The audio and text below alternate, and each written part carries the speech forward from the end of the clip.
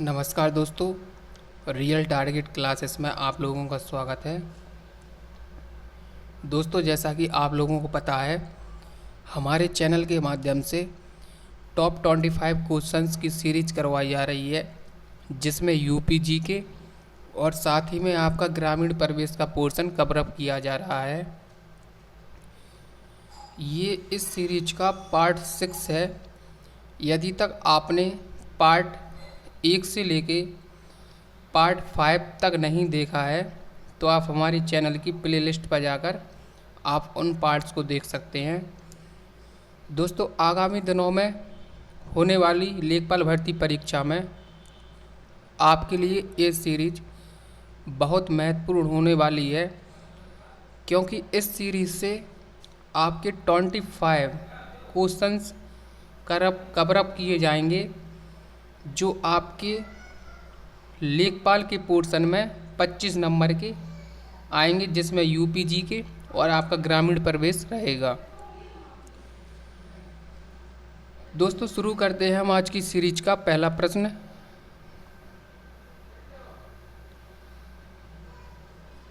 विश्व का धानजीन बैंक स्थित है। दोस्तों, इस प्रश्न का right answer option number B right हो जाएगा।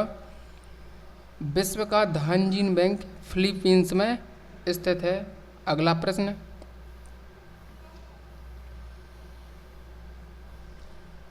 विश्व में गन्ने का सबसे बड़ा उत्पादक देश है। तो दोस्तों, इस प्रश्न का right answer option number A right हो जाएगा। ब्राज़ील विश्व में गन्ने का सबसे बड़ा उत्पादक देश है। दूसरे नंबर पर भारत की रैंक आती है और तीसरे नंबर पर चीन की रैंक आती है। दोस्तों, 2018 के आंकड़ों के अनुसार पहले नंबर पर ब्राज़ील गन्ने का सबसे बड़ा उत्पादक देश है, इसके बाद भारत और तीसरे नंबर पर चीन। अगला प्रश्न,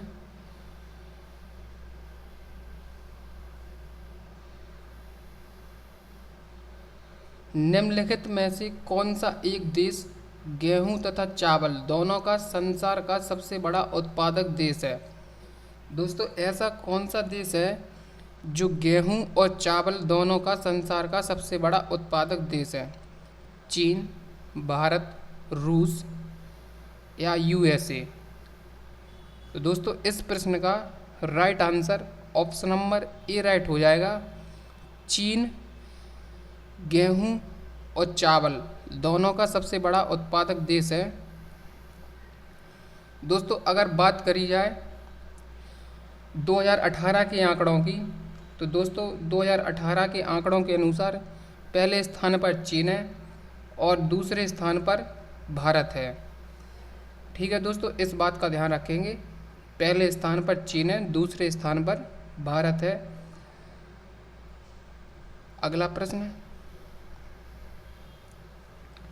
लिखावी इधर खाद्य एवं कृषि संगठन FAO, जिसे इंग्लिश में फूड एंड एग्रीकल्चर ऑर्गेनाइजेशन बोलते हैं, 2018 के आंकड़ों के अनुसार विश्व में गेहूं एवं चावल का शीर्ष उत्पादक देश चीन है। चावल के शीर्ष 3 उत्पादक देश हैं, जिसमें पहले नंबर पर चीन है, दूसरे पर भारत है और तीसरे पर इंडोनेशिया है। गेहूं के भी 3 शीर्ष उत्पादक देश हैं, जिसमें पहले पर चीन है, दूसरे पर भारत है और तीसरे पर रूस है। अगला प्रश्न,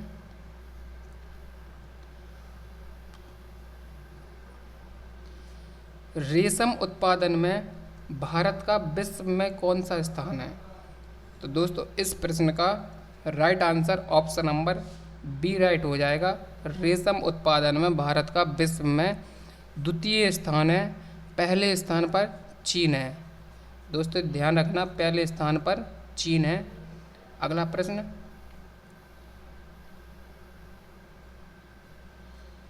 किस पंचवर्षीय योजना का उद्देश्य तीव्र, अधिक समावेशी तथा धारणीय विकास था? तो दोस्तों, इस प्रश्न का right answer option number C right हो जाएगा। 12वीं पंचवर्षीय योजना का जो उद्देश्य था वो तीव्र एवं समावेशी तथा धारणीय विकास करना था। दोस्तों 12वीं पंचवर्षीय योजना की अवधि थी 2012 से 2017 तक इस पंचवर्षीय योजना का कार्यकाल था। दोस्तों 7वीं पंचवर्षीय योजना की जो अवधि थी वो 1985 से 1990 थी। 1985 से 1990 7वीं पंचवर्षीय योजना की अवधि थी।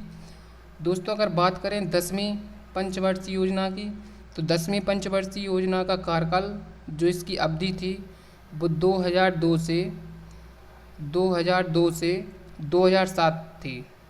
2007 तक इसकी 10वीं पंचवर्षीय योजना की अवधि थी।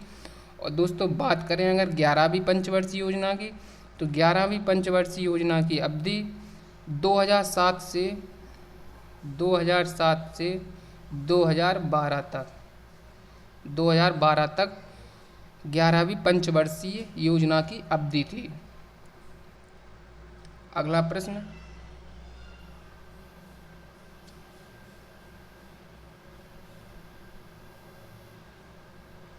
उत्तर प्रदेश में 1 हेक्टेयर से 2 हेक्टेयर वाले किसान को क्या कहा जाता है? तो दोस्तों उत्तर प्रदेश में 1 हेक्टेयर से 2 हेक्टेयर वाले किसान को लघु किसान कहा जाता है। क्वेश्चन नंबर 6 का right answer option number A right हो जाएगा, लघु किसान।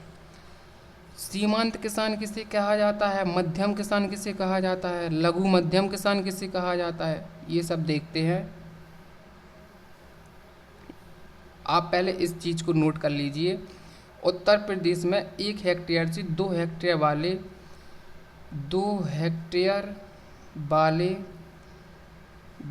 वाले किसान को लघु किसान कहा जाता है। ये मिस्टेक लिखा है, आप इसको सही कर लेना। दोस्तों सीमांत किसान किसे कहते हैं? सीमांत किसान 1 हेक्टेयर से कम भूमि वाले किसान को सीमांत किसान कहते हैं। और लघु मध्यम किसान किसे कहते हैं? तो 2 से 4 हेक्टेयर के बीच में भूमि वाले किसान को लघु मध्यम किसान कहते हैं। मध्यम किसान किसे कहते हैं? 4 से 10 हेक्टेयर के बीच में भूमि वाले किसान को मध्यम किसान कहा जाता है। और वृहत किसान जो बड़े किसान होते हैं वो 10 हेक्टेयर से ज़्यादा ज़मीन वाले किसान को वृहत किसान कहा जाता है।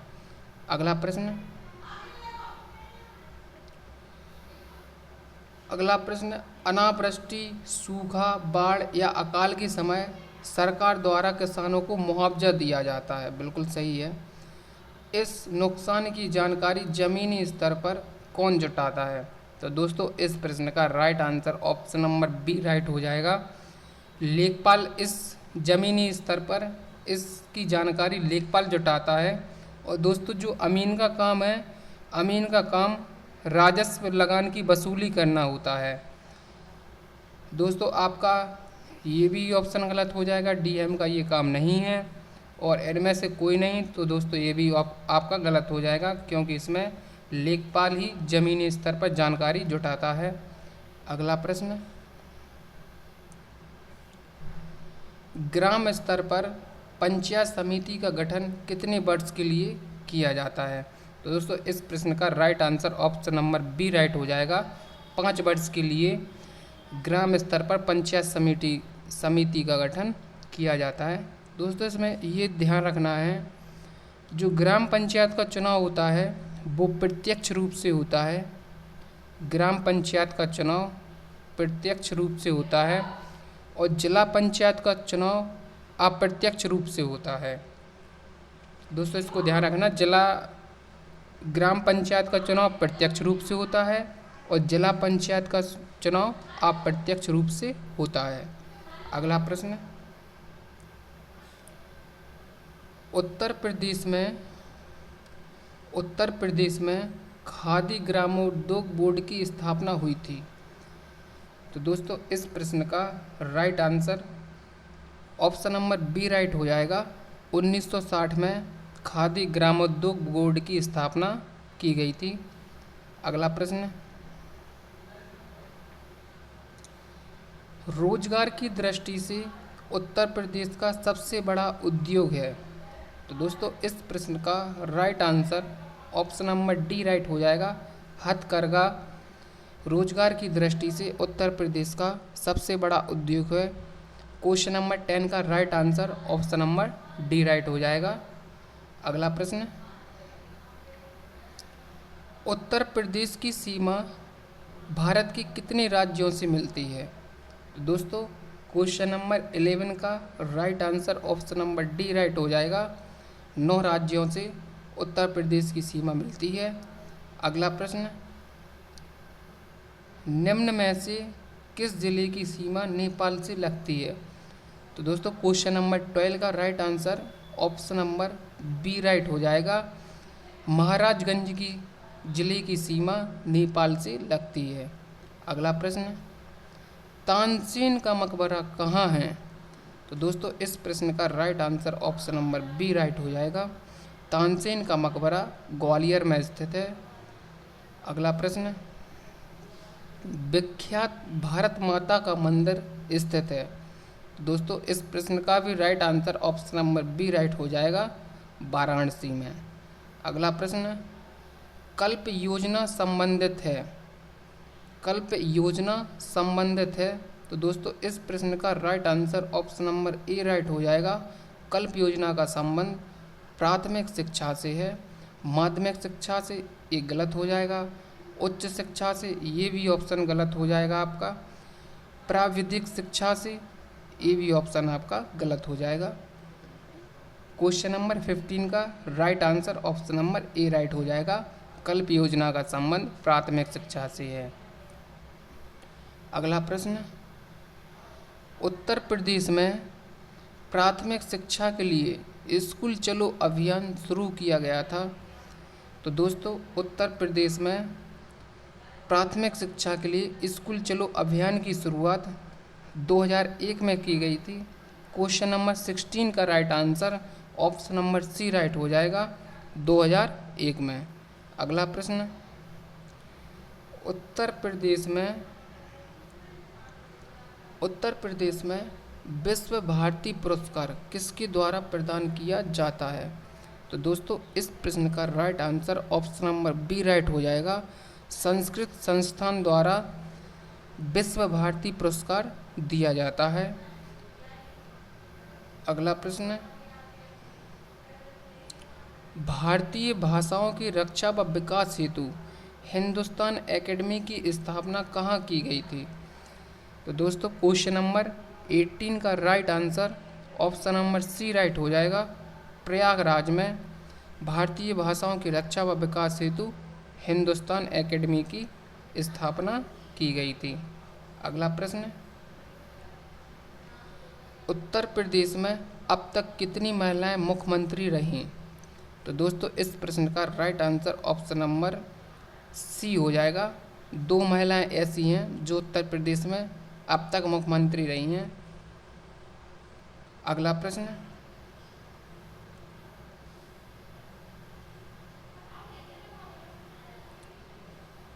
पशु जैविक औषधि संस्थान कहाँ स्थित है? दोस्तों क्वेश्चन नंबर 20 का right answer option number A right हो जाएगा। पशु जैविक औषधि संस्थान लखनऊ में स्थित है। अगला प्रश्न, राष्ट्रीय बीज अनुसंधान एवं प्रशिक्षण केंद्र कहाँ स्थित है? तो दोस्तों इस प्रश्न का right answer option number B right हो जाएगा, वाराणसी में स्थित है। अगला प्रश्न, उत्तर प्रदेश में संतरे की पैदावार वाला प्रमुख जिला है। तो दोस्तों इस प्रश्न का right answer option number C right हो जाएगा। सहारनपुर में संतरे की पैदावार सबसे ज़्यादा होती है, इसलिए ये प्रमुख जिला है। अगला प्रश्न, ग्रामीण कामकाजी महिलाओं में आँख की रतौंधी नामक समस्या किस विटामिन की कमी के कारण होती है? तो दोस्तों जो रतौंधी नामक समस्या होती है वो विटामिन ए की कमी के कारण होती है, इसलिए क्वेश्चन नंबर 23 का right answer option number B right हो जाएगा, विटामिन ए। विटामिन बी की कमी से बेरी रोग होता है, विटामिन सी की कमी से स्कर्वी रोग होता है और विटामिन डी की कमी से सूखा रोग होता है। जिसे रैकेट्स कहा जाता है। अगला प्रश्न,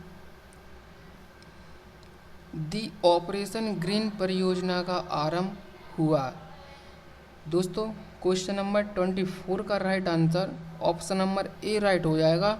2001 में दी ऑपरेशन ग्रीन परियोजना का प्रारंभ किया गया था, अर्थात इस दी ऑपरेशन ग्रीन परियोजना 2001 में आरंभ की गई थी। अगला प्रश्न, भारतीय मक्का विकास एवं शोध संस्थान कहाँ स्थित है। तो दोस्तों क्वेश्चन नंबर 25 का right answer option number B right हो जाएगा। भारतीय मक्का विकास एवं शोध संस्थान नई दिल्ली में स्थित है। दोस्तों मक्का के उत्पादन की बात करें तो आंध्र प्रदेश मक्का उत्पादन में सबसे आगे है। तो दोस्तों